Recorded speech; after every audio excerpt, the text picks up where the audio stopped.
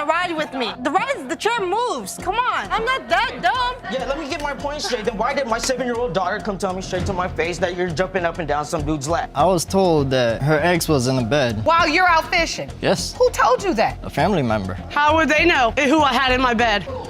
They seen him. Yeah, coming out of the house because you and him are friends. And you know That's not her. everything. That's not You him. know that he was at my house It is even not when him. you were I'm there not talking too. about him. She gave me, actually I have a list of men. It's about 6 to 7 guys.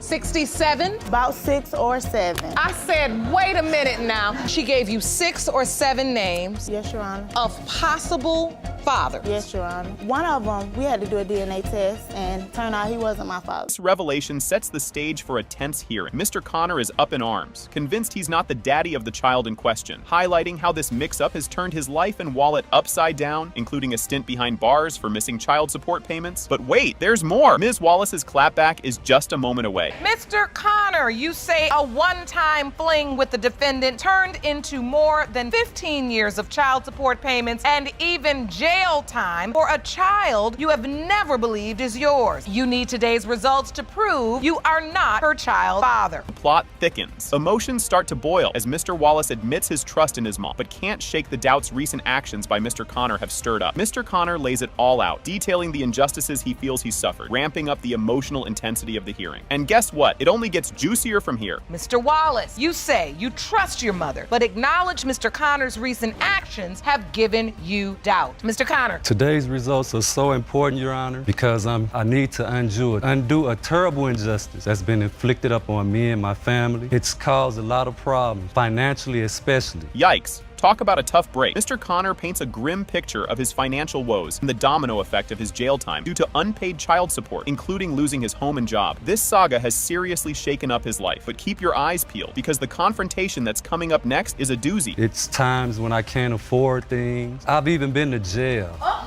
2005, November the 5th until January 2006. There was no home for me to go to. I lost my car, I lost my job. I was 36 years old. I had to start all over. It's making my character look real bad, Your Honor. Know for a fact that she know he's not mine. Fasten your seatbelts. It's getting bumpy. A fiery exchange erupts where Ms. Wallace accuses Mr. Connor of trying to dodge child support while he vehemently denies being the father. The courtroom is charged with emotional accusations and finger-pointing about responsibilities and past actions. And trust me, the tension is far from over. Your Honor, he just wants off child support. For one, it was more than just a one-night fling. You know Jeffrey isn't my child, and I have you on Facebook. You can quit pointing your fingers because I'm an adult. No, you're not. What kind I'm of adult? 42 years old. I raised my 3 kids by myself. You won't believe your ears. Mr. Connor swears the encounter with Ms. Wallace was a brief fling that definitely didn't lead to conception, challenging the story she's been telling. He's adamant it was a one-and-done deal. But hold on, because Ms. Wallace's memory of events paints a whole other picture. Can you tell me about that? Do you remember this relationship, encounter? There wasn't a relationship. I met her through a family member. We all used to hang out a little bit here or there in the fall. We came together one time, and up on penetration, she changed her mind, and that was that. I never knew anything about Jeffrey. This twist might just make your jaw drop, contrasting sharply with Mr. Connor's version. Ms. Wallace reminisces about what she remembers as a year-long romance filled with plenty of encounters, complicating the story even further. She even brings up the moment she found out she was expecting. And just when you thought it couldn't get any more tangled, the explosive confrontation that follows will have you on the edge of your seat. Remember him and I being in a whole year relationship, and we had sex numerous of times, Your Honor. And he did know. Well, I got sick. How I found out that I was pregnant. I got sick. My mom taking me to my doctor's appointment, and that's when I found out I was 2 months pregnant. I called you and I told you. Back then we had pagers. Shut your lying butt up. The drama doesn't stop. As the hearing unfolds, we dive into the nitty-gritty of Mr. Connor's sparse interactions with Jeffrey and the ongoing squabbles over paternity and child support. This segment lays bare the complex personal and legal entanglements involved. Keep watching, because the bombshell verdict up next will have you saying, no way. And you agree to that, Miss Wallace? Yes, ma'am. That yes, happened. Your Honor. And yes. during the time from 3 to 4 months, 5 years old, did you all ever have conversations about Jeffrey at all? Yes, me and her had a couple of conversations. He told me that he wanted to be in his son's life. I told him I did not want to be in a relationship with him, you know. You're a professional liar.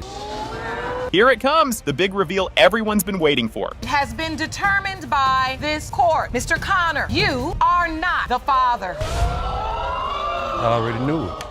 Judge Lake dives into the drama, chatting up Ms. Brown, who's suing her mama for a cool $2,200 because, get this, she doesn't know who her daddy. The courts sniffed around and found a dude who might be Pops. And now they're all about figuring out if they should send him for a paternity test. Ms. Brown, you're here today suing your mother for $2,200 for emotional distress. You say she's caused you by not knowing who your biological father is. Yes, now, the Your Honor. court has located one possible father and must determine if there is enough evidence to order a paternity test. Ms. Brown spills it all about taking her mom to court, saying it stings less than her wonky childhood. She throws some serious shade at her mom for playing peekaboo, basically never being around and keeping dad's identity a big ol' secret despite her constant nagging. So, Ms. Brown, how does it feel to be suing your mother? Not as bad as it felt growing up. My mom she wasn't there as much as she should have been there. I asked her on several occasions, do you know who my father could be? My mama just said, I don't know. Every time I asked, it was, I don't know. She gave me, actually, I have a list of men. It's about 6 or 7 guys. Ms. Brown brings out a list, yeah, a literal list of 6 or 7 potential daddies. Plot twist, one guy already flunked the dad test, DNA test, that is. They're zeroing in on Mr. Clifton Smith, who's also in the courtroom, sweating bullets probably because he hasn't been tested yet. She gave you 6 or 7 names of possible fathers. Yes, Your Honor. Are they ranked in order of probability? No, ma'am, they're not, Your Honor. One of them, we had to do a DNA test. Turned out he wasn't my father. And is he listed on this? Yes, ma'am. Which one is he? He's the first one. The man in the Navy, Lee. Yes, Your Honor. Not the father, proven by a DNA test. Shantia lays it all out about how rough her life's been, from bouncing around foster homes to quitting school to nurse her sick grandma. This whole not knowing dad business really did a number on her. I was in and out of foster care on 3 different occasions. Foster care wasn't so good, you know. I had 4 brothers and a sister. I didn't know where they were. They got split up too. My grandmother got us back. She got sick. I missed 3 months of school. I was in alternative school. I got kicked out because my grandma got sick and I had to take care of her. Mom, Yolinda Overstreet, gets back with some real talk about her struggles with the mom gig. She admits she was pretty much winging it, overwhelmed by raising 6 kids and just not nailing it. Ms. Brown Overstreet, how does it feel to hear your daughter speak with such pain in her heart? I feel like my daughter hates me because of the fact that I wasn't always there and I didn't have a handbook on how to be a parent. I had my kids young and it was 6, I have 6 of them. So it wasn't like it was just one child. I had a hard time trying to be a mother. I didn't know how to raise my kids, and when I lost custody of them, I tried my best to get them back. He waltzes into the courtroom and shares a wild first encounter with Ms. Brown, thinking she might be his daughter and all that jazz. Despite the mix-up, he's all heart, hoping he's the dad. We go back a long time. So when I called her, she was like that she was trying to find the father of our daughter. I said, wouldn't it be funny if I was the father? And she was like, oh yeah, I forgot all about you. So when I pulled up, I get out the car and my cousin pointed her out. So I was looking at her. So she came up and I said something to her first and she was smiling at me like I was trying to flirt with her or something. So I'm like, yo, whoa, hold up here. I might be your father. You busy trying to flirt with me. Mr. Smith tells a tale of a gnarly injury that had doctors saying he might never be a dad. So the plot thickens with whether this guy could even be the father. The court calls in a doc to drop some science on us. Okay, my reason is when I was 10 years old, I hurt myself really bad. Well, I was folding it back into a couch. My underwear got hooked on a spring and I yanked it, but it went in a lot more of my underwear and just ripped everything open. Oh, goodness. That was the problem. It was horrible. So I didn't remember even having sex with him. So it wasn't my fault that I didn't remember. He probably remembered it, but I didn't remember it. Dr. Gator, cool as a cucumber, explains how Mr. Smith might still shoot and score as a dad despite his earlier mishap, thanks to how nature works. Looks like the court's all set to make Mr. Smith take the big daddy test. It's absolutely possible, in my opinion, for Mr. Smith or someone with a testicular injury such as him to father a child. On average, a man releases anywhere between 50 million and 1 billion sperm at a time. So based on the numbers, it's definitely possible for someone with a testicular injury to still father a child, as long as the swimmers are normal and healthy. DNA results are in, and guess what? It has been determined by this court, Mr. Smith, you are not Shantia's father. I'm sorry. Ms. Hernandez drops a bombshell that her estranged hubby started denying their 3-year-old munchkin, Ligana, only after eyeing a younger chick. This accusation frames the emotional and legal stakes of the proceedings. Ms. Hernandez, 4 years ago, you met and then married your much younger but seemingly perfect man. You say your estranged husband started denying you and your now 3-year-old daughter, Liana, only after he found another younger woman. Mr. Hernandez claps back with an accusation of his own, claiming claiming Ms. Hernandez played house with other men while he was off playing sailor on a fishing boat. This introduces the core conflict regarding the paternity of Lagana and their crumbling trust. Mr. Hernandez, you claim that during the marriage you often spent weeks at a time on a fishing boat for work, only to find out upon returning home that your wife had other men in and out of your house while you were at sea. You and your girlfriend are here to prove Liana is not yours. We find out Lagana is 3 and missing her daddy big time, which highlights the emotional toll this mess is taking on her. It's heartbreaking. It's hard for me to put my daughter down to sleep. All she does is says, dad, dad, dad, dad, all day. How old is she? She's 3. She'll be 4 in December. But the man you believe is her biological father is denying her. Yes. I don't know what to tell her, Your Honor. Do you know that this young child is calling out for you, Mr. Hernandez? No, Your Honor. We dive into how Ms. Hernandez met Mr. Hernandez, showing us the start of their whirlwind that quickly went from sweet to sour. How did you all even meet? I was at a friend of mine's house. He comes up about an hour later walking up to my friend's house. Okay, so he came over your friend's house. Yes. And you met him. Yes. Did you immediately hit it off? Yes. So Mr. Hernandez, you liked her, she liked you, you all started a relationship. Yes. Later on got married. 2 years later. So you got married 2 years later. Yes. Mr. Hernandez starts doubting baby Lagana is his, all thanks to neighborhood gossip about Ms. Hernandez's ex snooping around their home while he was away. I was told that her ex was in the bed. While you're out fishing. Yes. Who told you that? A family member. A family member of yours or hers? Mine. How would they know who I had in my bed? They seen him. Yeah, coming out of the house because you and him are friends. And you know That's not her. everything. That's not You him. know that he was at my house It is even not when him. you were I'm there not talking too. about him. The hospital scene turns into a reality show when family members allegedly tell Mr. Hernandez he's not the father right after Lagana's birth. What happened at the birth? 2 family members came to the hospital and told me that's not my kid. Two Which family family members members? of whom? Hers. Hers? Who? Your mother. Your mom. Oh, wait. Because my mama doesn't like you. Okay then. They argue over why Lagana didn't get Mr. Hernandez's last name, suggesting Ms. Hernandez had her doubts from the get-go. You want her to have your last I name. literally argued with her at the hospital. No, you didn't. Then why did I was gonna sign the paperwork to do it for you on the birth certificate and you said no? Why did you sign it when you knew I had put her last name as Lamont? You shouldn't have signed it. Judge Lake calls out the inconsistencies in Ms. Hernandez's tales, making everyone in the courtroom scratch their heads. This testimony you are giving right now is faulty, right? It is not adding up to me. And I need answers. I need to understand from you. Is there any other possible father for your daughter besides Mr. Hernandez? No. The DNA test results are announced. It has been determined by this court. Mr. Hernandez, you are the father. Told you.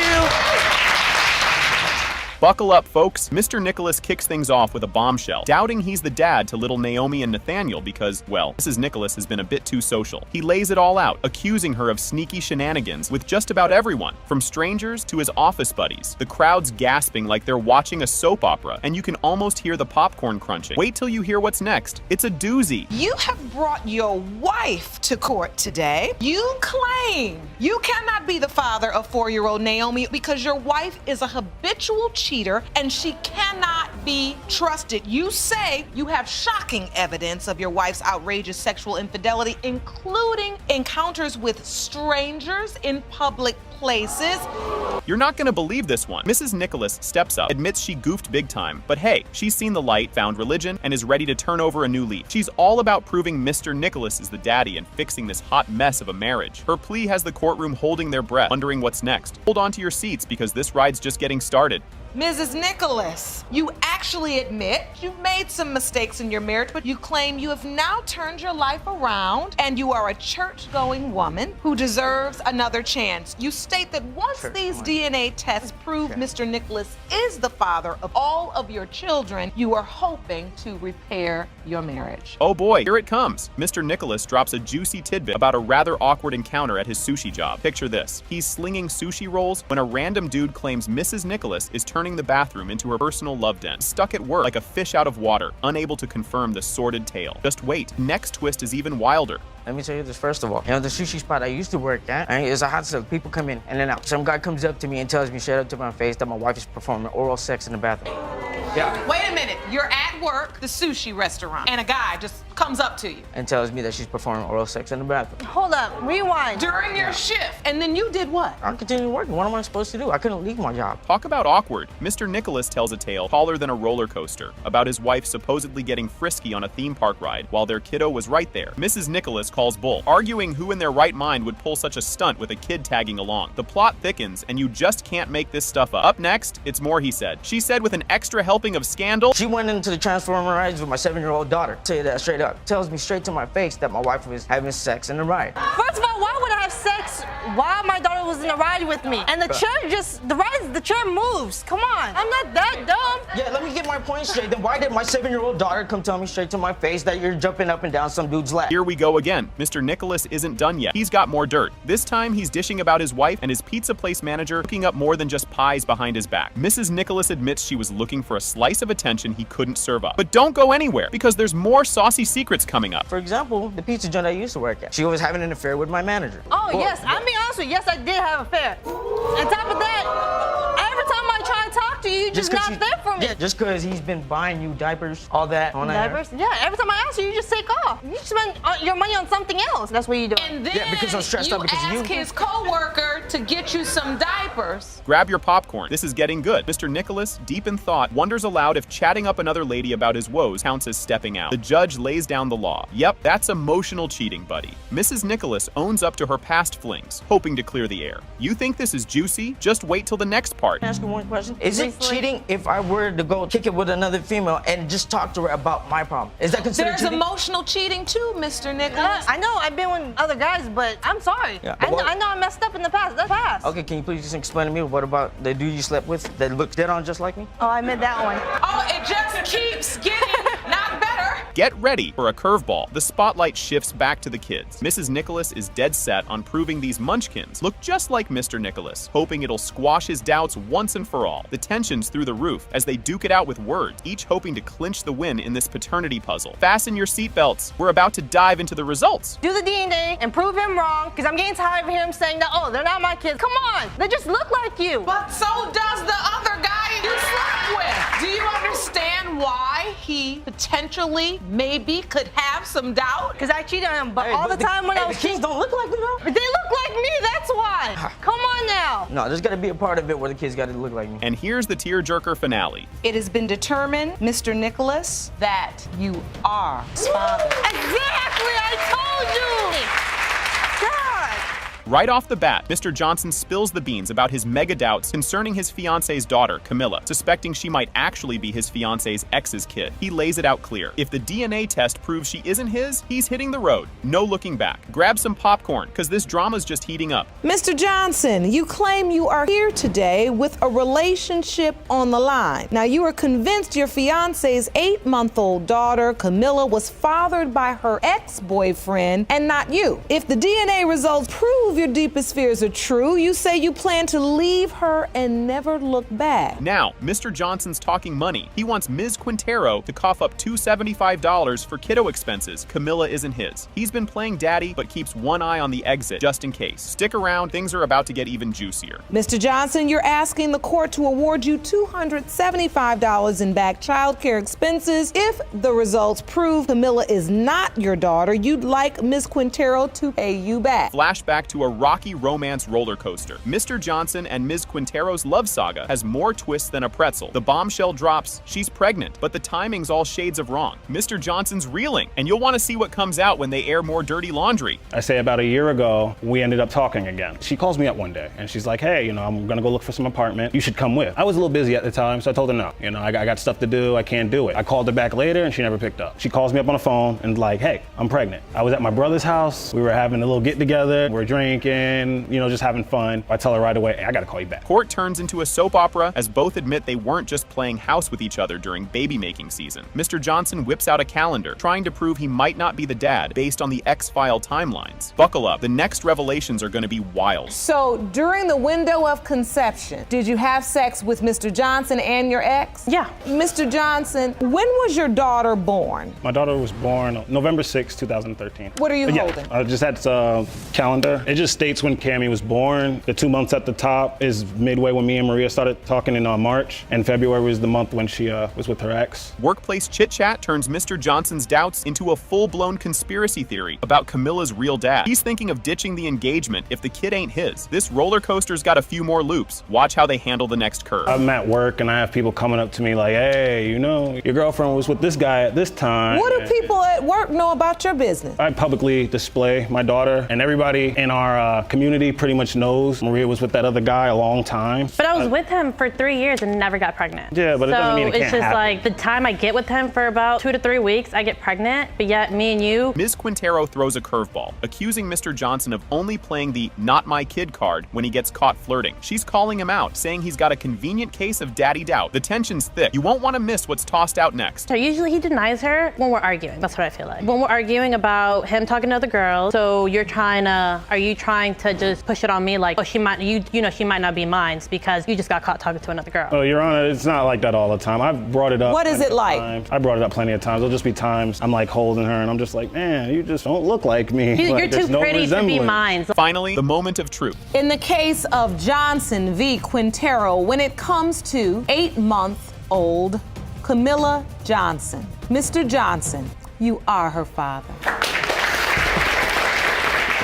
Ms. Webster steps up and drops a bombshell. She thinks Mr. Ware might actually be her dad. Talk about awkward family dinners. She's all in, hoping today's DNA results will spill the tea. Brace yourself because this family tree is about to get shaken up. Ms. Webster, you recently learned shocking news that Myron Smith, the man you believe to be your dad and who paid child support for you, may not be your biological father. Now you've dragged the defendant, Mr. Ware, to paternity court to prove that he is your father and claim today's results will prove your case. Ms. Webster gets suspicious thanks to some side comments and a few too many family resemblances. Maybe genetics do tell the truth? This revelation has her rethinking her whole life story, and just wait till you hear what she finds out next. This is gold. Your Honor, I worked in a beauty salon with some of his relatives. They always kind of had something against me. I heard a relative say that that's not none of your father. I started questioning. I asked my mom, I talked to Mr. Smith, like, why are they saying that I'm not a part of their family? He said, you will always be my daughter. I believe in my heart that you are, and no matter what, you'll always be my daughter. The plot thickens when Ms. Webster discovers she and the man who's supposed to be her dad don't even share the same blood type. Science comes into play, throwing a wrench into everything she knew. Buckle up, because the roller coaster is just taking off. I still had doubts. I was a blood donor. We talked about blood types, and I know that the mother and the father of the child will have one or the other. Me and Mr. Smith don't have the same blood type. I was in question again. I'm very curious. I was with my cousin, Miss Smith, and she said, you know, I really believe in my heart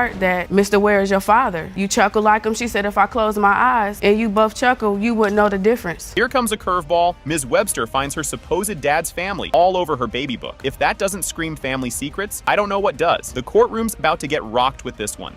There was an address. They had the relatives of Mr. Ware. Yes, Your Honor. Have signed into your baby book when you were born. So, Mr. Ware, you knew of this young woman. Yes, I did. But you do not believe you're her biological father. No, I do not. Because at the time when her mom and I were dating, she was in between two cities, Louisville, Kentucky, and Dayton, Ohio. Fasten your seatbelts. Ms. Webster goes to church, praying for divine signs about her daddy dilemma, and bam, Mr. Ware pops up right behind her. If that's not a sign, I don't know what is. This moment is packed with emotion, and it's not even the finale. We went to visit him at his church. I knew who he was, but he didn't know who I was. And knowing who my father is one of them. And I came to the Lord. I went to the altar. They had altar call, and I went up and I just prayed that God give me a sign to reveal. So I'm praying and I'm nervous, but I just felt this energy. And when they asked for the prayer warriors to come out, when I got up, Mr. Ware was standing right behind me. Mr. Smith steps into the courtroom, adding more spice to this paternity stew. He's been writing checks for child support, but doubts linger. Truth is just a DNA test away. Get ready for the big reveal. You have been paying child support. Yes, I have. But you don't believe you're her biological father. No, I don't. Miss Webster was born September the 17th, which means that she had to be conceived either late December or January. Right there, she was born September the 17th. Last time I was home on leave was late November. So in order for her to be born in September, she had to be conceived either late December or early January. I was in Fort Hood, Texas. Ms. Brady, the mom, is up next, and she's sticking to her story that Mr. Smith is the daddy, despite him being hundreds of miles away when the magic needed to happen. What's coming up will definitely throw you for a loop. Her biological father is Mr. Myron Smith. He says he was gone. He was serving the time that she was conceived. conceived. Is that not true? Right, but Mr. Smith also came home on leave. Once we got together, Mr. Smith went back to the service, and then I was pregnant. When Mr. Smith called me one day, I said, you know what? I'm pregnant. Hold on to your popcorn. It has been determined by this court. Mr. Ware, you are not her father.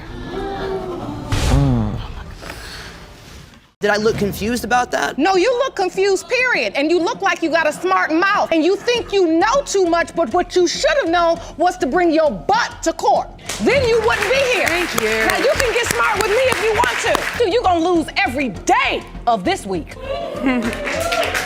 So you're saying you said it out of spite? I did, and it was wrong. To this day, I hate when women do that, especially when. Then why'd you do it? And Miss Jones, because it felt good. Listen, But you said it with the look on your face like it was the truth. I know, you know what? You're known to tell the truth. And it did. It did crush. She was trying to get the attention of other men. How? She was texting other men. She was going to see other men. She was using me like. Using you for what? Using me for a place. I didn't need to live with you. I was living with my dad. To get money. Mr. Watson kicks things off with a bombshell. He's here to prove he's not the dad of a 4-year-old kiddo named Kevin. He's pretty sure one of the 2 other dudes Ms. Mahoney was hanging out with while he was away could be the father instead. Talk about starting with a bang. Mr. Watson, you are in court to prove that you are not the biological father of the defendant, 4-year-old son, Kevin. You say that while you were away, Ms. Mahoney was having sexual relationship 2 different men, and either of them could be the father. Whoa there. Ms. Mahoney isn't messing around. She's almost certain, like 99% sure that Mr. Watson is indeed the daddy. He's brushing off those cheating claims like it's nothing. Her confidence is through the roof. You say you are 99.999% sure that Mr. Watson is the father and denies accusations of infidelity. All right, folks, strap in because Mr. Watson just dropped a major truth bomb. The results of today's DNA test could either make or break their engagement. If the kid ain't his, he might be hitting the road for good. You say today's results will determine the future of your relationship. I've known her since we were kids. We need to get these results because, you know, we are engaged and I would like to marry her, and I really hope this is my son. And you say the relationship's on the line, meaning if the results don't turn out the way you would like, the relationship, the marriage, everything? It's out the window, Your Honor. It's over with. Really? Pay attention here, because things take a serious turn. Ms. Mahoney talks about how all this daddy drama is really messing with little Kevin's head. He feels rejected, and it's breaking her heart. Sad stuff, really. And Kevin's 4, so he understands this rejection. Yeah, it takes him really hard. He's sheltered now. And so, Mr. Watson, you are rejecting the child? Yes, Your Honor. I'm not the dad, that's why. When I was away, when I came back, she was cheating, and she has a bad reputation of being basically, as I'm gonna say it, the neighborhood hoe. Oh boy, it's getting spicy. Mr. Watson accuses Ms. Mahoney of playing house with 2 other guys who were supposedly showering her with gifts, but she claps back, saying they were just helping her out because she was broke. A classic, he said. She said. She had 2 men staying with her, and they were showering her with gifts and taking care of her. Now, me as a man personally, I'm not gonna do that for no woman. Being a man, though, you should have left me. I never left. Miss Mahoney, did you have 2 men living with you? Yes, ma'am. You did? I had no job. I had nothing to fend for myself. They were close family friends, and they just wanted to help me help them. And now for some real tea, the judge digs into rumors about another guy claiming he's the real dad. The plot's so thick you could cut it with a knife. This whole father versus dad debate is getting real intense. Mahoney, why would a guy say to you? I believe he probably does love me, but I don't love him, and I needed help, and all he wanted was a room, and that's all. But why would he say you were having sex with him if you weren't? Because he knows that if he were to tell him that he's gonna walk out and he's gonna leave me, and that's what happened, and I don't want that, and I don't want anybody else but Kevin. Just when you think it couldn't get any wilder, Mr. Watson admits to a little something with another woman, just so happens to be a key witness. Talk about stirring the pot. Did you have sex with this friend, Mr. Don't Watson? lie. No, Your Honor, no, I did not. Not sex. What did she do? Be honest, because this is our chance to clear our water and make our family either complete or separate. I did not have sexual relations with that woman in any kind. We've heard that before. Right. Was there sexual contact? Yes, Your Honor. So how can you not expect this woman? Here it comes, the big reveal. Drum roll, please. It has been determined by this court. Mr. Watson, you are the father. See? I love you. I love you so much. So, get this. Ms. Hanger claims Mr. Babbitt should cough up child support since there's already an order. She says he's dodging his dues for their daughter, Chloe, and there's no need for a paternity test. Watch as she lays down the law. You claim the defendant has already been placed on child support for your daughter, Chloe, and therefore there is no reason to administer a paternity test. You've dragged him to court to order he pay the support he has been neglecting. Buckle up, here's Mr. Babbitt's comeback. He's calling for a DNA test. Dead sure he's not the dad, and he's got some receipts to prove it. Stay tuned, because he's about to drop some bombshells. Mr. Babbitt, you petitioned the court to order a DNA test because you are 100% certain that you are not her child's father, claim to have proof to support your case. The court must decide if there is enough evidence to administer a paternity test. Oh boy, things get spicy. Mr. Babbitt brushes off any likeness to Chloe as rubbish, leaving Ms. Hanger fuming over his denial. Grab your popcorn, because it's about to get even juicier. She even looks like him when she's identical to him. Ooh, just because you frame her up there and put her next to my family, that's not actually a DNA test. Okay, you'll get it. Don't worry about it. Mr. Babbitt, you say you're certain you're not. All actuality, I mean, like, no, I don't believe it. You're blind, dude. You're blind. A medical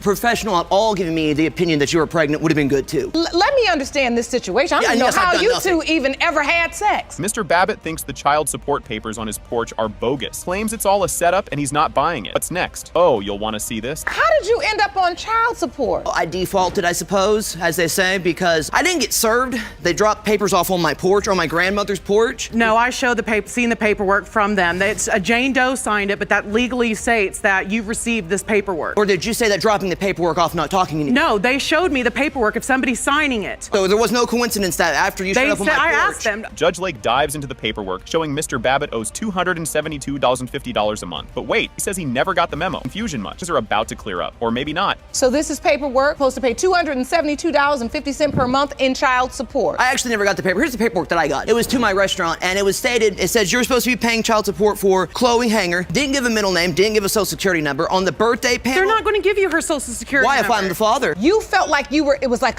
something fraudulent? Well, yeah, if I would have got a letter that had it like postmarking on it. You won't believe this. Mr. Babbitt basically ghosted the court, got him named as the dad by default. He missed the memo, literally. What's he gonna say to that? Keep watching. And now you are responsible for child support. They told me because son or daughter. I'm sorry? If it's my child, I will be. You're correct. Well, no, you're responsible for it now because you were named the. They gave him 30 days after he did not show up for this DNA test. They gave him 30 days to appeal it, and he never did. I can still appeal it. This has to do with the fact your failure to appear caused you to be named the father by default. Judge Lake isn't having any of Mr. Babbitt's sass, telling him straight up he's messed up by ignoring the court. Oh, and it gets better. Check out what's coming. Did I look confused about that? No, you look confused, period. And you look like you got a smart mouth. And you think you know too much, but what you should have known was to bring your butt to court.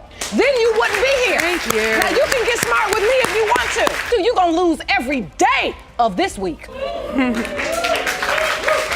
I'll give you a minute to get yourself together, because you're not gonna clown. Ms. Hanger reminisces about their less dramatic days. Video games, music, and oops, a baby. It was all chill until it very much wasn't. Wonder what Mr. Babbitt has to say about those good old days. How did this relationship begin? Was it committed? Were you also sleeping with other people? I met him through my room. He'd hung out a couple of times, played video games, listened to music, all that stuff, and then everything went on from there. So the bottom line is you two were intimate at some point. Yes. Did you use protection? No, never. All right. And then there's the roommate drama. Mr. Babbitt thinks Ms. Hanger was also playing house with their roommate. Drama alert. What will the lie detector say? So I had not slept with anybody else prior to him for a year with my ex-boyfriend. Well, you were sneaking out in the middle of the night doing something. I was not sneaking out anywhere. The only time I'd get out of bed is to go to the bathroom. Yes, and you wouldn't come back for an hour. And then she would climb out of the bed and not come back for an hour? I mean, sometimes 30 or 40 minutes, but it's a long... No. And that's when you thought she was also with the roommate. Mr. Babbitt throws another curveball. He doubts Ms. Hanger was ever pregnant after a nurse couldn't find a heartbeat. Oh, the suspense. What will the ultrasound reveal? Stay tuned for the next chapter of As the Heartbeat Tries to be Detected. I went to the doctor's appointment with her to get the ultrasound done. We're sitting there, they're doing this ultrasound, and the nurse is sitting there, okay, we're gonna find that heartbeat.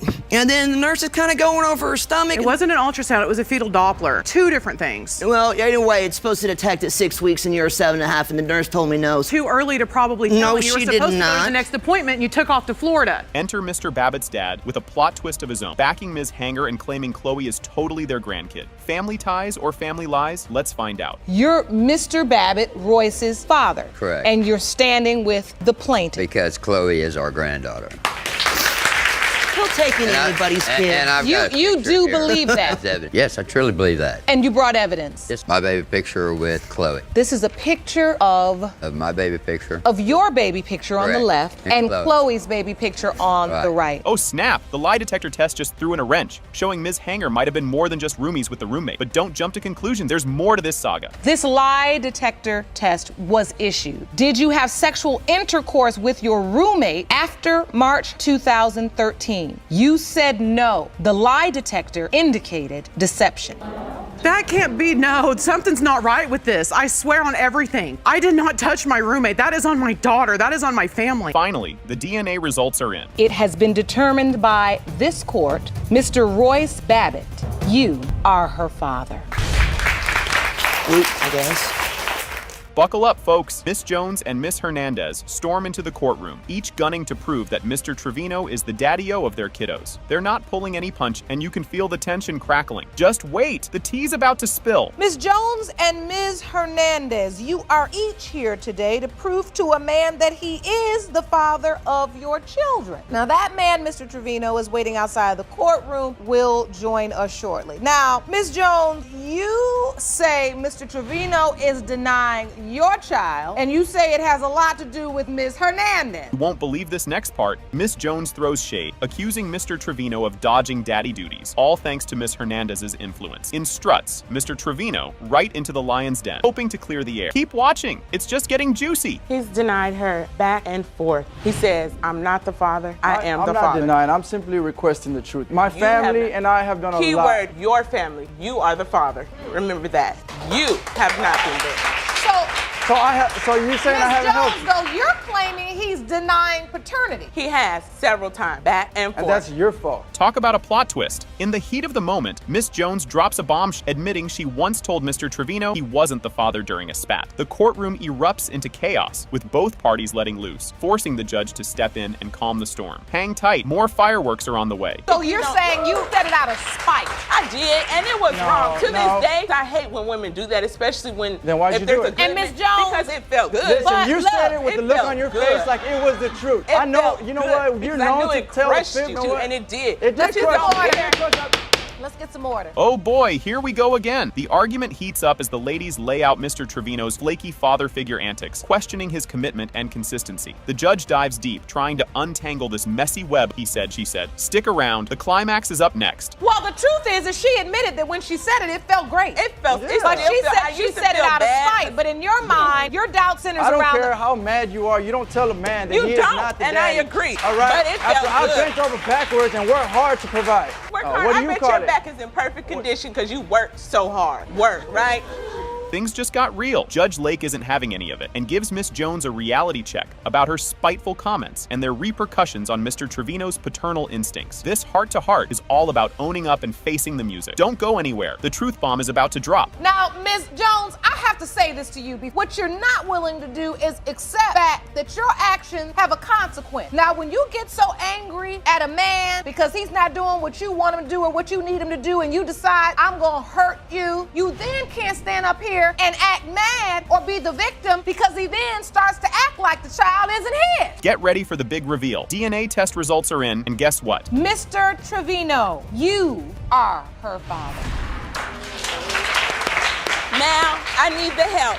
Buckle up, folks. This roller coaster is just getting started. At the beginning of the episode, the case of Lyde versus Ellis is introduced. Ms. Lyde claims that Mr. Ellis, the defendant, is her biological father, a claim he vehemently denies, attributing it to his certainty that Ms. Lyde's mother was unfaithful during their relationship. Strap in, because the drama's about to ramp up. Ms. Lyde, you say that for 26 years you have known only one man, the defendant, Mr. Ellis, to be your biological father, and you're devastated that he is claiming you're not his. Here comes comes the juicy bit. Mr. Ellis throws shade, doubting paternity because he's convinced Ms. Lyde's mom played the field. He spills the tea on their rocky romance, all soured by her alleged side dalliances. This guy's skepticism is off the charts. Just wait till you hear what's up next. Total soap opera vibes. So you say that Ms. Lyde's mother was unfaithful during your 7-year relationship and that you are certain you are not Ms. Lyde's biological father. You are here to prove that in court and to clear your name. Grab your tissues. It's sob story time. Ms. Lyde unpacks her suitcase of childhood woes, talking about growing up without Mr. Ellis and missing out on that daddy-daughter bond. It's got her all mixed up about who she really is. Oh boy, grab more popcorn because the plot's about to thicken. I didn't really have a relationship with Mr. Ellis growing up. It was just me and my mom. I've been in and out of group homes, foster homes. When you hear her talk about her life without you, the man she believes is her biological father, how does that make you feel? I feel for her and all, but I'm not her father. Look bright as she is. I mean, I ain't no doctor or nothing, but I'm pretty sure two people this color ain't gonna make no baby this bright-skinned. Wait, what? Plot twist alert. Mr. Ellis drops a bombshell about some old DNA supposedly proving he's not the daddy. But Ms. Lyde's heard a totally different version from her mom. Confusion is in the air, folks. Make sure you're sitting down for the incoming bombshell response. When I was away, your mother sick child support on me. They did the DNA test. I gave her the papers. They garnished my check. Mr. Ellis, explain that. You had a DNA test already. Yes, when I was away, her mother called child support on me. They came and took the DNA test. You got the results back? I got the results back. It was 99.9 that I wasn't the father. I showed her the paperwork. Can you feel the suspense building? Things get really tangled when Ms. Lyde's mom, Ms. steps in and contradicts everything Mr. Ellis just said, claiming the DNA test actually gave him a thumbs up as the dad. The tension is palpable. Eyes on the screen, because the courtroom is about to turn up the heat. Was there a DNA test performed? This DNA test got was from her, juvenile court, but they never showed to court. So the bottom line is a DNA test was performed, yes or no? Yes. What were the results? They said in the court 99% yes. That 99.9% that yes, he was Danielle's biological father. Yes. Did someone say drama? Emotions hit the roof as Ms. Lyde vents big time about being the tennis ball in her parents' messy game. She talks about how not having a dad messed with her head and love life. And folks, you'll need to see what's coming because when they spill the DNA tea, jaws will drop. I feel like, because I'm a mom, and I feel like if you are old enough to, like what you guys went through was not my fault. And you guys should never have involved me in anything that you guys were going through. I will never put my kids through that. You guys should have settled this the right way, the appropriate way, not wait for it to see the outcome of it. This is the outcome and you're right, and that's why for years. And here's the big reveal. It has been determined by this court. Mr. Ellis,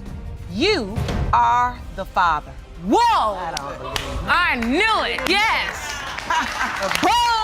Brace yourselves, folks. Ms. Bauman steps up to the plate and spills the beans about dragging her daughter Kalina to court, trying to fix the web of lies about who her real daddy is. She's shooting for the moon, hoping to prove that the late Mr. James Stewart is the real McCoy. Hang tight, because Kalina's about to drop her 2 cents. You've dragged your daughter Kalina to court to save your relationship. You admit after years of deception and confusion, you now must prove to her that her actual biological father is Mr. James Stewart, who passed away 18 years ago. Hold on to your popcorn. Ms. Kalina Booman throws a curveball, saying her mom's roller coaster of paternity fibs has thrown their relationship for a loop. She's not buying her mom's latest plot twist, that Mr. Stewart is her pops. Buckle up, because this ride's about to get bumpier. Ms. Kalina Boom, you say your mother's paternity lies have jeopardized your relationship, and you don't believe her latest claim that Mr. Stewart is your father. Mr. Stewart, there's no way that your deceased father is Ms. Bowman's biological father and want to clear his name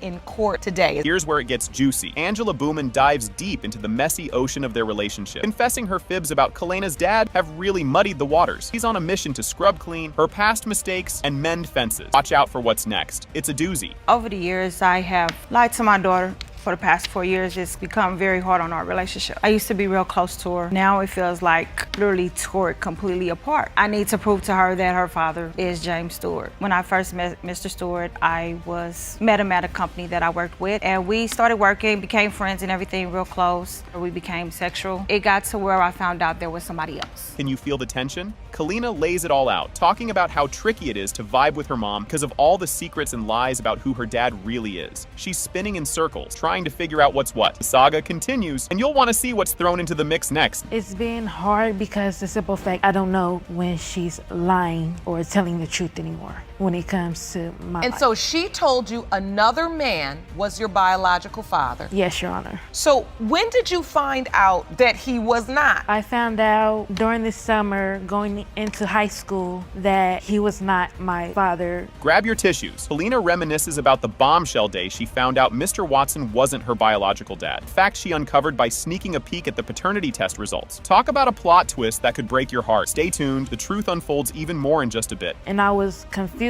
because all these years you told me that Mr. Watson was my father. Then when we went to go take the test, when the test results finally came back after 2 weeks, I was nervous and didn't know what to think, and I read the results even though she told me not to. Why she lied to me for 16 years, I didn't know what to do, so I stopped talking to her for a month and a half. Oh boy, here it comes. Angela drops a bombshell in the courtroom, admitting she made up a whole letter to keep Mr. Watson on the hook, thinking Helena was his kid. Talk about a desperate move for love. The crowd's reaction to what happens next is priceless. You gotta see it. I did it because I was actually in love with Mr. Watson. And it was, I wanted a child, this is my child. And I lost contact with Mr. Stewart, so I left it alone. So you wanted him to think that Kalina was his child so that you could hold on to him. You cannot use a child to keep a man. It doesn't work. It never works. No way, Jose. James Stewart steps into the spotlight, tossing cold water on the idea that there was ever a paternity test plan. He reminisces about his dad's upfront style and how growing up siblingless was a bummer, totally doubting Angela's sketchy tale. But wait, there's more. Stick around for the jaw-dropping reveal. I was 13. My father told me everything. I ain't had a sibling 28 years. 29 years. My baby brother got killed when he was 2. So I would have wanted a sibling all my life. My father would have told me that. He didn't want to bring her out until the test was completely He wouldn't done. hide the hell nothing from me. My father told me everything. That's why I can't believe it, because there's so many women that done did this, said that their kids was mine, and I had to grow up without a sibling. That hurts. Oh boy, here we go. The case of Chirpis versus McQueen kicks off with some serious accusations flying around. Ms. Chirpis claims Mr. McQueen ditched their 9-month-old daughter, Aria, and bailed out of... She's pretty convinced the DNA test will slap him with a big old dad label and force him to stop dodging his daddy duties. Let's see how he wiggles out of this one. Ms. Chirpez, you claim you and your grandmother have been given no choice but to drag the defendant into court today because you say he moved away and abandoned your 9-month-old daughter, Aria. You believe the DNA results will prove that he is her biological father, and you demand he stops running from his responsibilities. Wait for it. Mr. McQueen fires back. He claims Ms. Chirp's wandering eye for other dude is why he hit the road. He's betting all his chips on the DNA test, showing that baby Aria's real pops is some other guy. Grab your popcorn, because this is just heating up. Mr. McQueen, you claim that Ms. Chirpez's relationships with multiple other men is what drove you away, and you believe that today's results prove baby Aria's father is another man. Get the tissues ready, folks. Ms. Chirpes lays it all out, telling us how Mr. McQueen's fatherly contributions have been, let's be honest, pretty pathetic. Like one measly box of diapers pathetic. She's all kinds of upset, thinking back to better days when he promised her the moon. Strap in, it's about to get bumpier. He has bought her 1 box of diapers, like 2 things of wipes.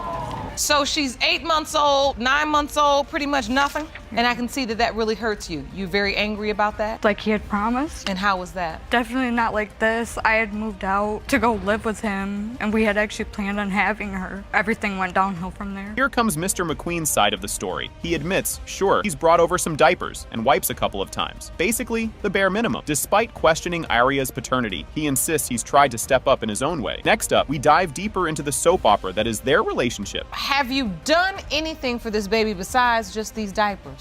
The first day I met her, brought her diapers. Third time she let me see Aria, I also brought her diapers and wipes. The last time that I was trying to see her before I did leave the state of Michigan, I dropped off clothes and boxes of diapers and 3 packs of wipes to her grandmother. And the plot thickens. We get a sneak peek into their rocky relationship, complete with cheating and trust issues. Mr. McQueen confesses to playing away, but suggests Ms. Chirpis might have been playing the field too. Oh boy, let's see how she handles that accusation. I have doubts because I didn't have her full attention when we were together. She had more interested in getting other men's attention than mine. So tell me, what was the nature of your relationship? Were you committed? Yes, we were committed, yes. You were boyfriend and girlfriend, Ms. Chirpez? Yes.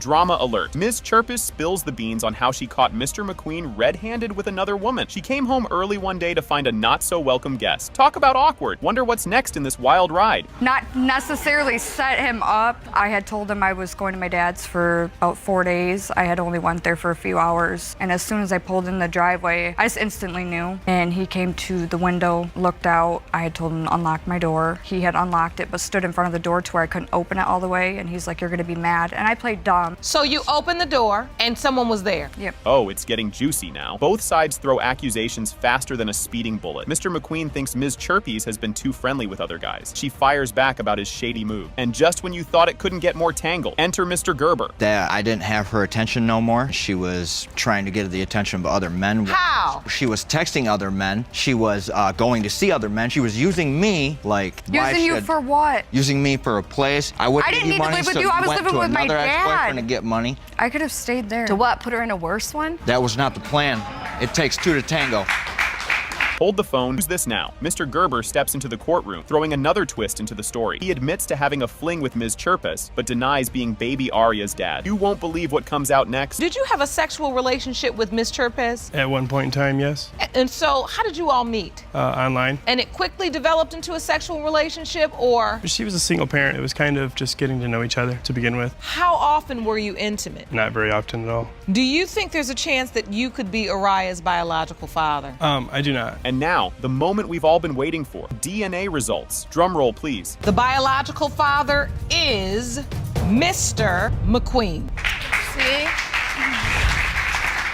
Kayla just told me that you had sex with her. And the only reason why I denied it to him was because his grandfather was sick. He sits here and says he had no idea. Why did you say this after my grandfather was sick? You didn't sleep together until my father died. But I went over there to see her. I got zero spiritual energy. I looked at her, don't look like me. She don't look like my sister. All children don't have to look like other. They can look like me. They can look like the grandma. You don't know. It could be a visual of both of us. It's not all. The question of paternity is not being brought up anymore. We ended up deciding to spice up our sex life.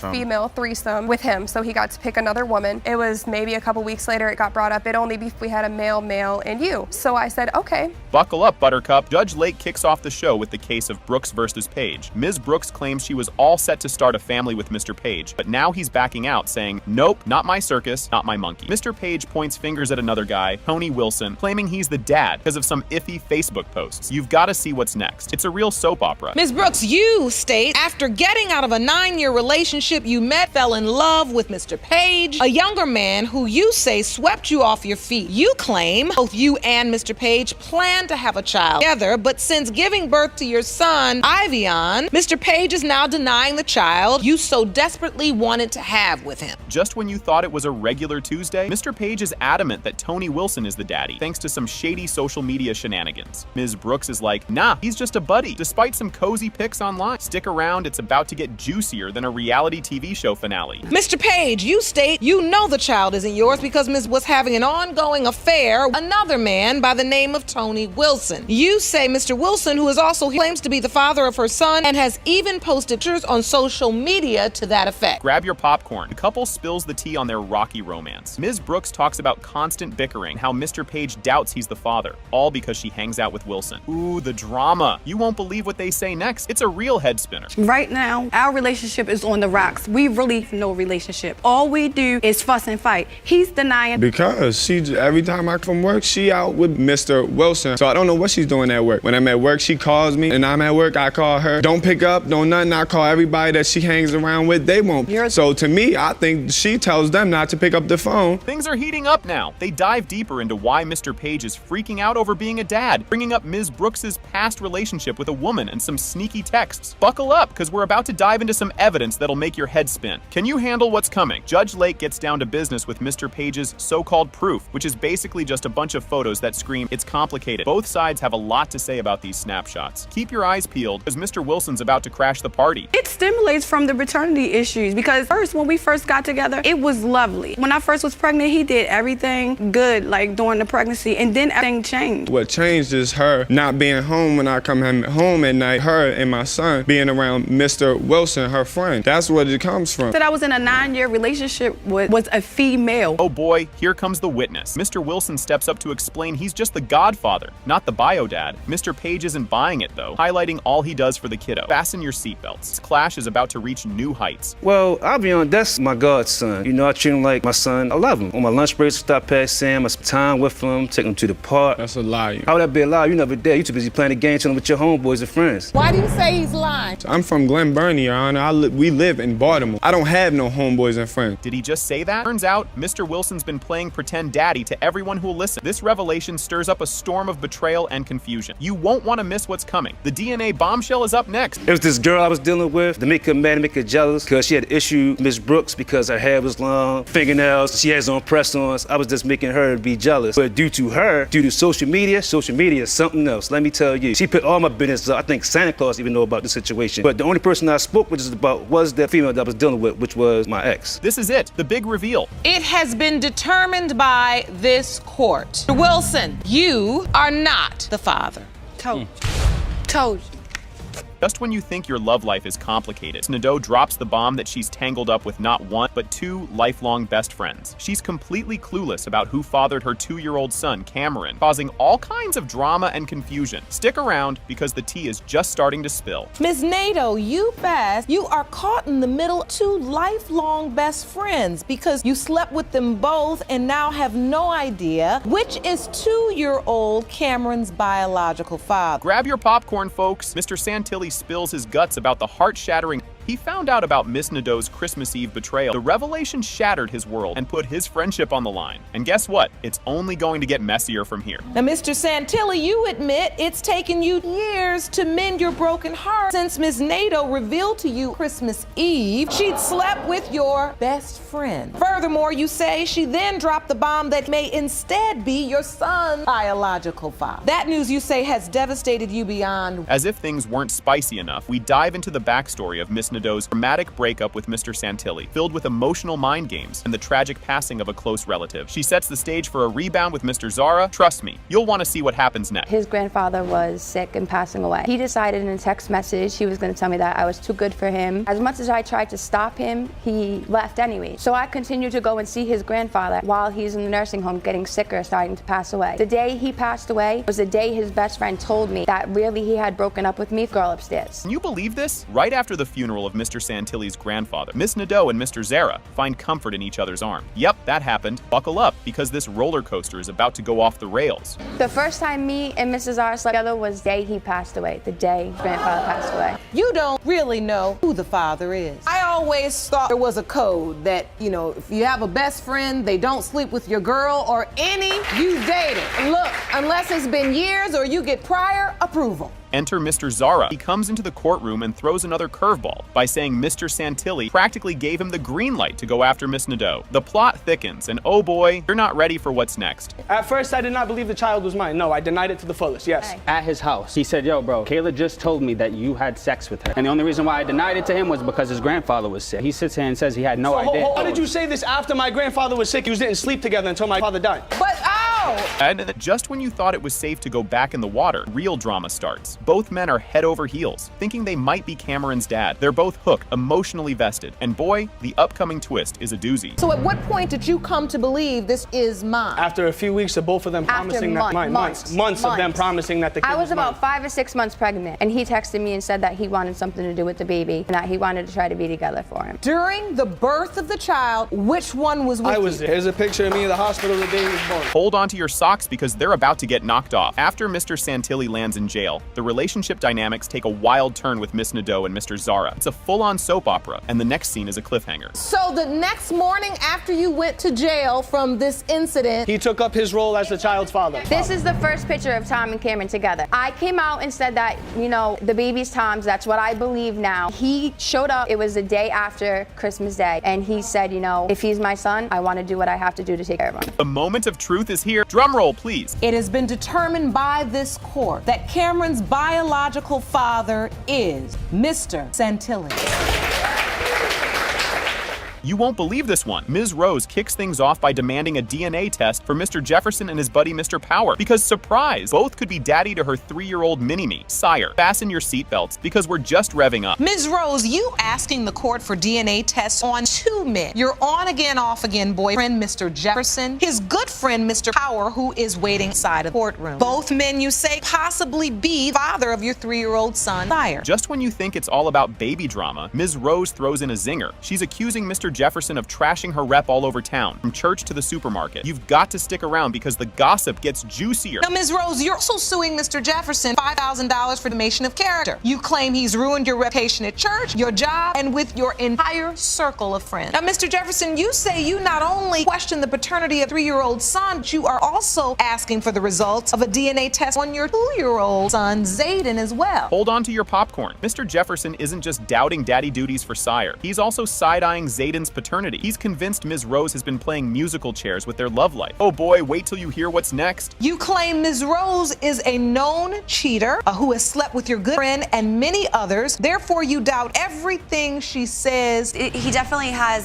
this issue and constantly telling me that I'm so beautiful and he's not, and he's jealous of me and thinks that he's gonna lose me, and I'm constantly cheating on him, and it's just insanity. And the truth comes out. Ms. Rose spills the beans about her tangled love web, admitting she juggled both Mr. Jefferson and Mr. Power simultaneously for a hot minute before the pregnancy news hit. The plot thickens, so don't go anywhere. I met Michael first, was sleeping with him. We were kind of together, but not very serious. He fell in love with someone, moved on, and then I ended up with Kenneth. There was a point where I was sleeping with both of them at the same time. Then later, that probably went on for a good month. Then I ended up getting more serious with him. Actually, I stopped seeing Michael, committed to Kenneth, and then I ended up pregnant about 2.5 weeks later. Enter Mr. Power. Stage right. He strides into the courtroom to share his 2 cents, confirming his fling with Ms. Rose and fretting over potentially being Sire's dad. The tension's rising, and the next twist is a doozy. You believe that you potentially could be Sire's father. I met Alicia at a bar. Within 2 hours, we were back at her house having unprotected sex.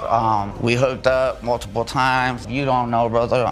She's just a bad person. I just that you keep sleeping with. Brace for impact. Judge Lake tackles the defamation claim, schooling everyone on what counts as slander and what's just chit-chat. The gavel comes down, don't wander off. The DNA results are up and they're mind-blowing. If you have slept around with men and you live a lifestyle where you choose to sleep, can't then claim defamation of character if somebody then talks about. You say your whole life has been ruined, but I haven't heard anything where you've lost a job or lost something. Here comes the big reveal. Drum roll, please. Mr. Jefferson, you are the father.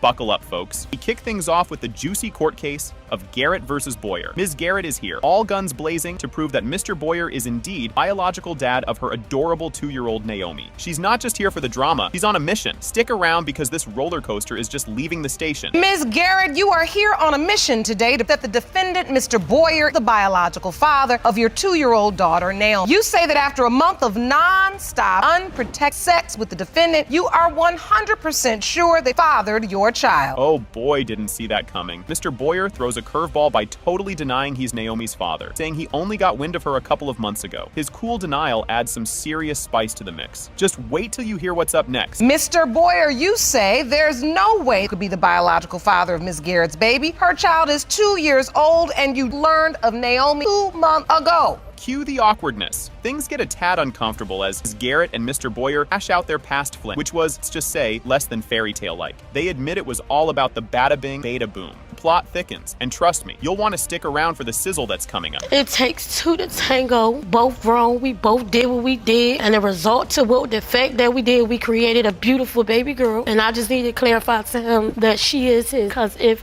the fact that when the test results come that she is his, he will take care of my daughter, he will be responsible, because if not, I have no problem with taking him to court at all. Here comes the TMI train, choo-choo. Ms. Garrett openly admits to their month-long bedroom rodeo, which Mr. Boyer isn't fully buying. This juicy bit lays bare the root of their paternity pickle. Hang tight, because there's more eyebrow-raising stuff on the way. And we had 31 days of sex, unprotected. Straight of unprotected sex?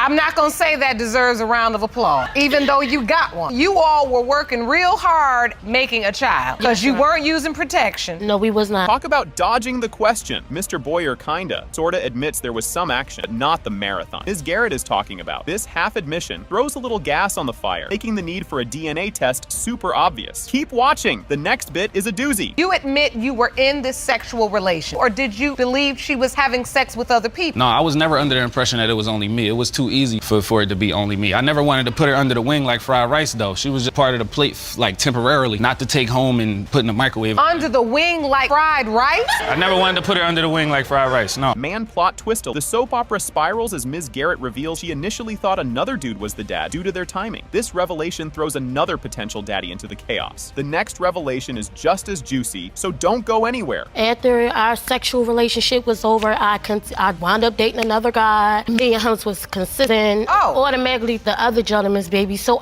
you started dating somebody new, thought it was his child. So you told him, I'm pregnant. Yes. Was he happy about it? Yes, he was. So you told him you were pregnant and you never to notify Mr. Boyer? No. And here comes the skepticism train, full steam ahead. Mr. Boyer meets little Naomi and feels zilch, nada, no daddy vibes at all. This crucial moment really cranks up his doubt to level 100. But stick around, the next part is even more jaw-dropping. She asked me to try to be around, try to get to know Naomi a little bit. I went over there to see her. I got zero spiritual energy. I looked at her, don't look like me. She don't look like my sister. I don't know, maybe the eyes, but that's about it. I don't see any resemblance there. You know what I'm saying? Like, I don't know. All children don't have to look like father.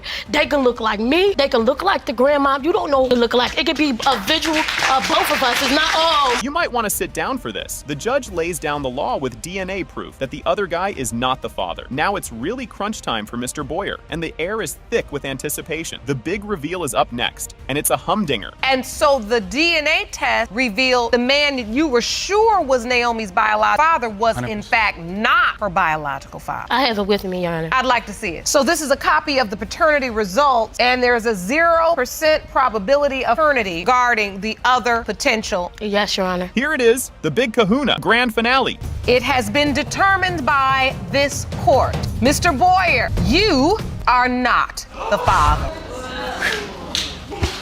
Brace yourself, folks. Everyone's told to park it because the show is starting. Hellos are thrown around the courtroom, and the title bout, Stremke versus Jaramillo, is on the marquee. It's about Ms. Stremke dragging Mr. Jaramillo into court, because oh boy, the family drama is peaking due to some major daddy doubts that are tossed out there. And just when you thought your family reunions were rough, check out what's next. Ms. Stremke, you've dragged Mr. Jaramillo to court in hopes of saving your family, which you claim is falling apart due to paternity denial. You say the defendant paternity for both of your daughters, 4-year-old Naviana and 8-month-old Elect, but you want to prove that he is their father. Hold the phone. Did he just say that? Mr. Jaramillo drops a bombshell about his doubts on being the daddy, claiming he was an eyewitness to some suspicious shenanigans, make him question the whole fatherhood gig. He's pretty adamant that without DNA proof, this family picture might as well be a sketch. Fasten your seatbelts. It gets bumpier from here. Mr. Jaramillo, you claim doubt is valid because you were present when another man impregnated Ms. Stremke. Family you thought you were building is not salvageable until you have DNA proof. Grab some tissues. This one's a tearjerker. Mrs. Stremke spills the beans on how the paternity mess is messing with their kiddos, especially 4-year-old Naviana, who's starting to side-eye her dad, wondering if he's really the guy. She lays it all out, painting a picture of a home where doubt is part of the decor. You'll want to stick around for the next bit. It's a doozy. Your Honor, I feel like my family is falling apart because my daughters are growing up how I had to. We didn't have both parents present at different times. We were denied. I feel like they can't trust their dad because he denies that he's their dad at the time. And my 4-year-old Naviana knows. She can hear well, I'm not her dad anyway. And it just gives her doubt. And when she looks at her dad, there's not going to be respect there. Talk about a plot twist. They met as teens in a lockup, which sounds like the start of a bad rom-com, right? Ms. Stremke digs into their rocky start and how it's haunting their present. It's a saga of bad timing and tough breaks, all wrapped up in a not-so-fairy tale romance. Don't go anywhere. The story takes a wild turn next. We met very young. I was 13. We met in a lockup facility. We were both staying at. We had no choice. We didn't have childhoods at all, so we had to stay there. I see it now and I don't go down that road to where they have to go through what we did. 2 children and your family on the line, I understand that. Okay, who had this on their bingo card? The talk turns to the sticky topic of paternity tests. Ms. Stremke admits to past liaisons, throwing Mr. Jaramillo's fatherhood into question. He explains why he signed the birth certificate. It was a total Hallmark moment. But hold on to your popcorn. This drama isn't cooling down yet. I was upfront with told you that there was one other person or we had gotten together. You said one other, and then came another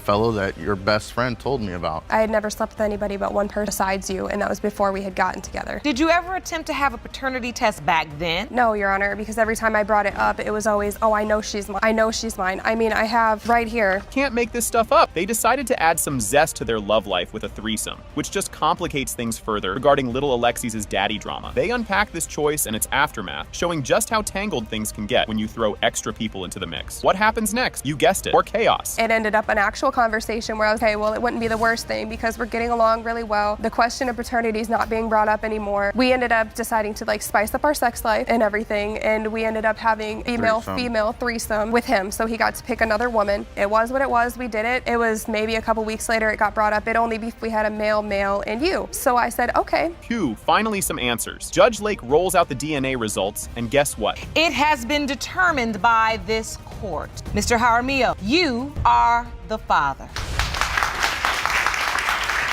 So, here we go. Curtain rises on quite the courtroom drama. The case of Kennedy versus Pope kicks off with the judge laying down the welcome mat. He greets everyone in his usual style, and we're all set to dive into a paternity mystery involving Mr. Kennedy, Ms. Pope, and a little one named Christian. Grab your popcorn, because this is just the warm-up act. Mr. Kennedy, you claim to be a nice guy who was to make the tough decision to drag the defendant to court, prove you did not father her 3-month-old son, Christian. Oh boy, here it gets spicy. Ms. Pope and her mom are throwing some serious shade, insulted that Mr. Kennedy is denying he's the baby daddy. Ms. Pope is all fired up, demanding that he take responsibility after their fling. And guess what? The tea is about to get even hotter. Ms. Pope, you and mother are insulted that Mr. Kennedy denied paternity and refused to acknowledge your child. You say he laid down with you and now he has stepped up and paid. Hold on to your seats, folks. Mr. Kennedy spills the beans on why he thinks Ms. Pope is pinning the baby on him. He paints a picture of their casual fling turning into this court drama, insisting it was all chill and no strings attached. Oh, but keep your eyes peeled. The plot thickens in a minute. I believe she's just looking for someone to pin it on or pick up the slack for her previous, encounter. And so, take me back to the nature of your relationship. It started off as just friends. We met through a mutual friend. It got physical once got to know each other. So did you all enter into a committed relationship? Were you boyfriend and girlfriend? I would say briefly. And the saga continues. Ms. Pope reminisces about the good old days when Mr. Kennedy was the all-American charmer, which, spoiler alert, didn't last long. She dishes on how things went south after they got cozy, setting the stage for their current courtroom clash. Don't touch that dial, because it's about to get even juicier. We did get along in the beginning, but he was a jerk, and I no longer wanted to be around that. Why were you sleeping with him if he was a jerk? He came off as an all-American guy in the beginning. We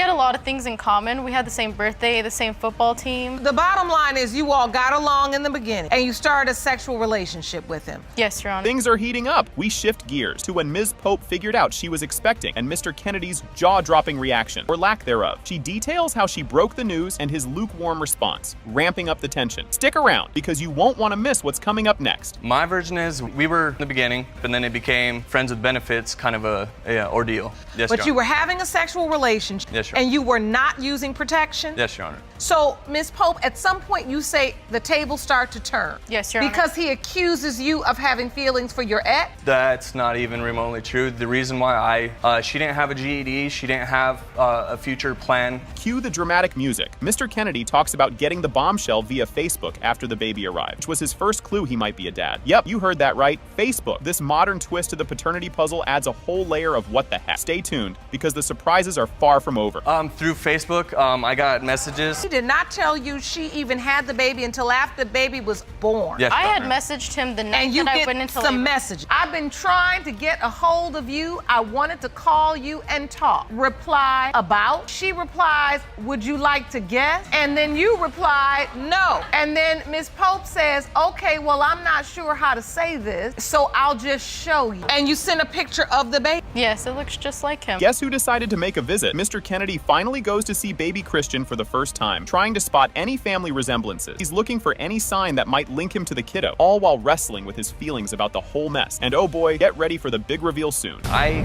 took a, 6-hour trip out of my day to go up and actually see the child with my own eyes, just to make sure I didn't get anything until after the child was born. So when you took the time and went up to see Christian, what happened? Just held him for a while, trying to gather, anything, kids or anything like that, find any similarities between him and I, and that was basically it.